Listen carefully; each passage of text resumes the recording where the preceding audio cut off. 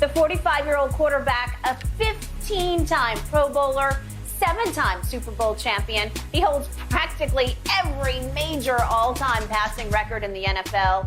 Shannon, how are you going to remember Tom Brady?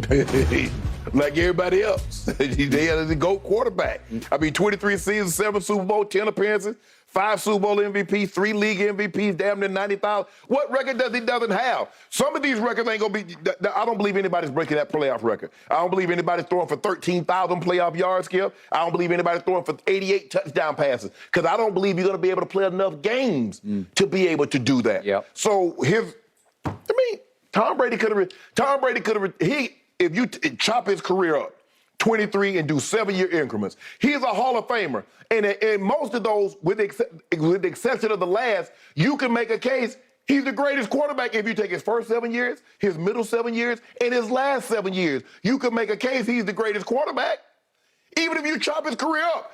But when you do it in totality, who are we discussing? You've got to combine, Montana and Bradshaw's and a bunch of other guys' career just to get his, and he's won. So how is anybody gonna remember him? You might say, oh, he whined and they cheated and all that. I don't care about any of that right now. Right now, I mean, it's hard to say anything but kudos, exceptional, virtuoso. I mean, when you just look at the numbers, you're like, damn. All the wins, 286 wins, including the playoff. Who gonna get that? How you gonna play out a team when you realize what he did? There was a stretch that they were winning 12, 13 games every single year. Yep. And he did that for damn near 20 years. Yep. And maybe we ain't got enough show. We could take the whole show and talk about Tom Brady's career and we still wouldn't do it justice. So you know what? I'm gonna let you take off. That's your guy. Take off with it. How will I remember Thomas Edward Patrick Brady Jr.? You might scoff at this. You might even laugh out loud at this. I'll remember his career as underrated because it was always so underhyped, because he was always so unsensational in his performances. He walks away, we think permanently, for good, without one signature throw in one signature game because it wasn't who he was. It wasn't how he did it.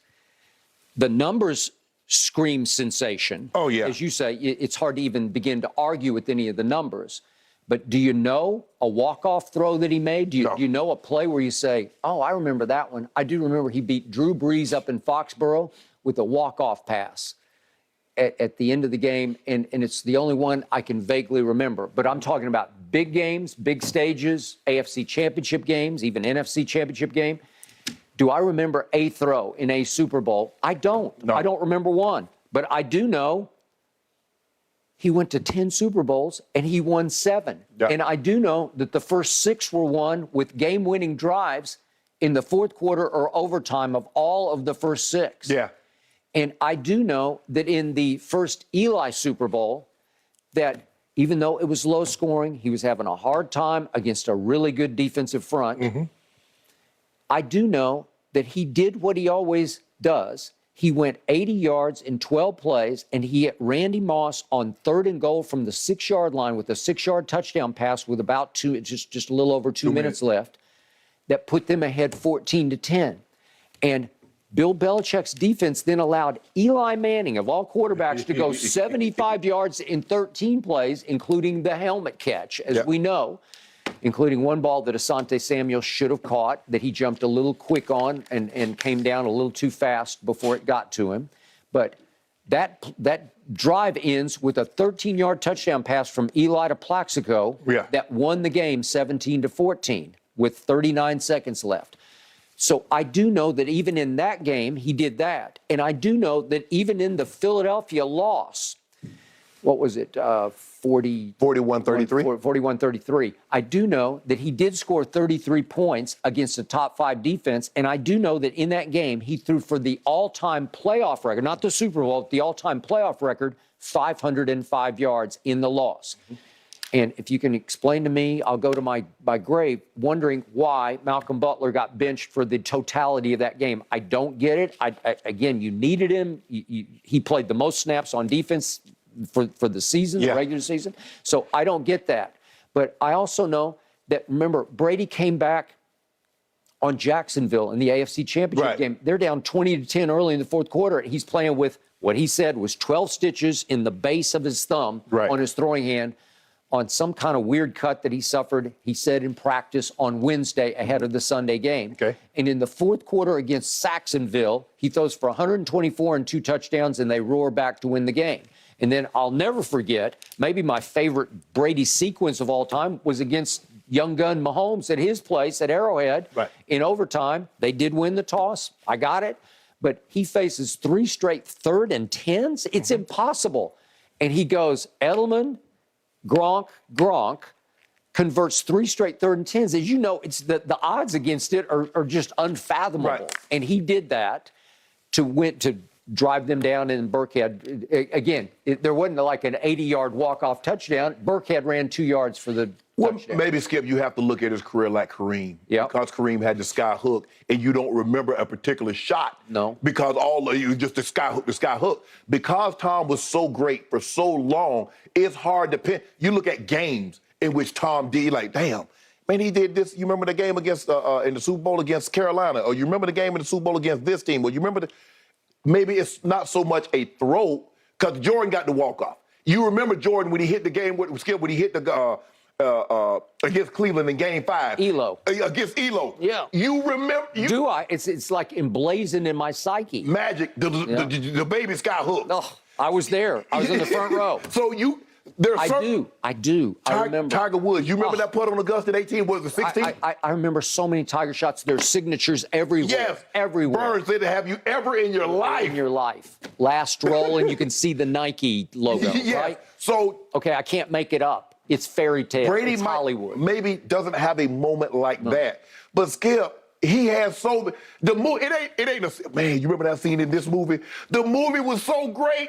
The whole entire movie was, did you see that? Did you see this? Did you see that? When you do the totality of his career, it's a 23-year Oscar-worthy performance.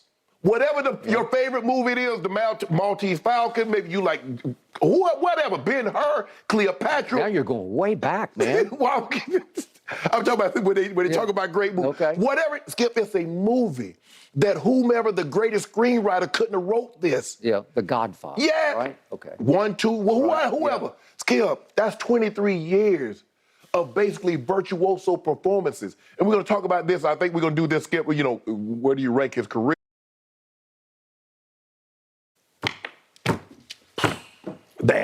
Okay, it's hard to argue. You know how much I revere Michael Jeffrey Jordan. Yes. I had the honor and privilege of getting a cover and getting to know him in Chicago. And I tell you all the time, if I had one moment, one game, one shot for my life, he's taking it. Michael's taking it. But that's one shot. But one game for my life, it's hard to argue against this guy because he never had a bad one. Like you can't say, oh, he just had an off day that day. The second Eli Super Bowl, you can look at the numbers. It wasn't great. But that's his average. He played average in that game, but it wasn't terrible. And they did have a chance, and he threw a ball to Wes Welker down the stretch of that game, and it wasn't a great pass, but I think you think that Welker should have hung on to it. It wasn't his his cup of tea. He doesn't run that route very often. But the point is, he never gave you a stinker where he said, well, you got to give him a break. He just had one bad game. No, he didn't have any bad games in big games that mattered.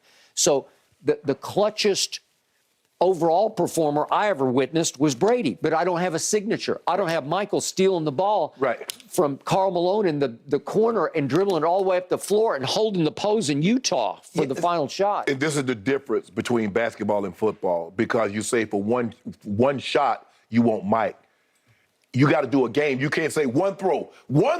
Who you want to be your quarterback? You want Brady, you want Mahomes, you want Elway, you want Manning, you want Rodgers. That's actually a whole different question. I mean, for my money, it would be Roger Staubach, because one throw. Yeah, just one throw, because he was Captain America, man. And I watched. And Roger, I know a lot of Cowboy. I'm going way back now, but he was my all-time favorite Cowboy quarterback. Heck, all-time favorite Cowboy. And I had the privilege and honor of getting to know him very well. Well, hell, you damn near watched all of them from Bob Lilly to all of them growing up. Well, and I'm going back to Eddie LeBaron as the first Cowboy and Don Meredith. But the point is, Roger could stink for 3 3/4 quarters, right. and at the end of the game, he'd throw it. He invented the Hail Mary. So who do I want throwing it?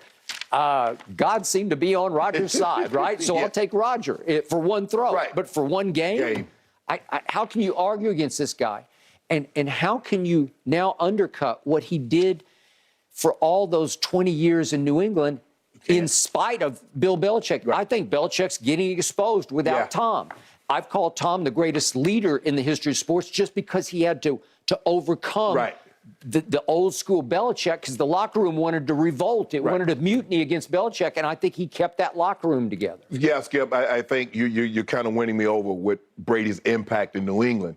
The reason I think I gave Coach Belichick so much credit, because he had to put the entire thing together. He was responsible for offense, defense, special teams, getting the coaches in there. But you can have all the great coaches you want. You can have the play. He got the ball. And at some point in time, it's him. All that other stuff you can call the perfect play, and he can make a mistake, and we don't know it's the perfect play because he made the mistake. But you can call a terrible play, and he can make the perfect throw. Yep. And people at home don't realize you called some bull jive, but he bailed you out. And that's what the really good ones can do. The mess that you make, they can clean it up. Yep. They're perfume, they're deodorant. Whatever stinking play you call, they can make it fresh. Mm-hmm. And nobody made it fresher than him. And I've told you before, I've had the privilege of working with a lot of expatriates. Yeah. We've had James Harrison on this show, and he had a cup of coffee at the end of his career. He had a moment with those Patriots who went on to play Philly in the Super Bowl. Right. I'm just telling you the God's truth from my heart. I've never heard a negative word from any Patriot who was inside the locker room about him. Right. That he's a phony or he's two-faced or behind closed doors he's something else. Right. Even James Harrison, and you want to talk about a BS detector, he's got the highest one. Yeah. And he just said, no. I went in with my eyes and ears open. Right. And I found him to be exactly who he is on camera, off camera, right? Yes. Okay, so you have to give him high marks, but none of these things are sensational. He could never do what Patrick Mahomes does with the football or Josh Allen does with the football. He didn't have that. But he's the greatest quarterback ever, because under fire, under the greatest pressure your sport has to offer, he just performed at the highest level. Not spectacularly, consistently, supremely. Yes. That's what he did. And you can't, that's how I will remember him. But it's a lot of people underrate him because he's not video game worthy. No. He's not highlight show worthy. He can't run like Michael Vick. No. Well, he doesn't have an arm like Patrick Mahomes. Well, he started off running the ugliest 40-yard dash in the history of the combine and taking one of the cringiest pictures without a shirt on in the history of the combine. He ain't abbed up like Cam. He's not that. When you look at it, you're like, if you don't know the game of football and you just saw Tom Brady walking down the street, or you saw him with a shirt off, you're like, ain't no way in hell he played anything. Correct. That is correct. Yep. Well, he a soccer dad. He just picking up his kid. No, that's what he is. He always came off as this lame dad next door, right? Okay. He got the most out of that. Yep. Just goes to show you, looks is not everything. No. Because you look at him. Never judge a book by its cover. He's an assassin. Oh, no. Yeah, he's a cold-blooded football killer.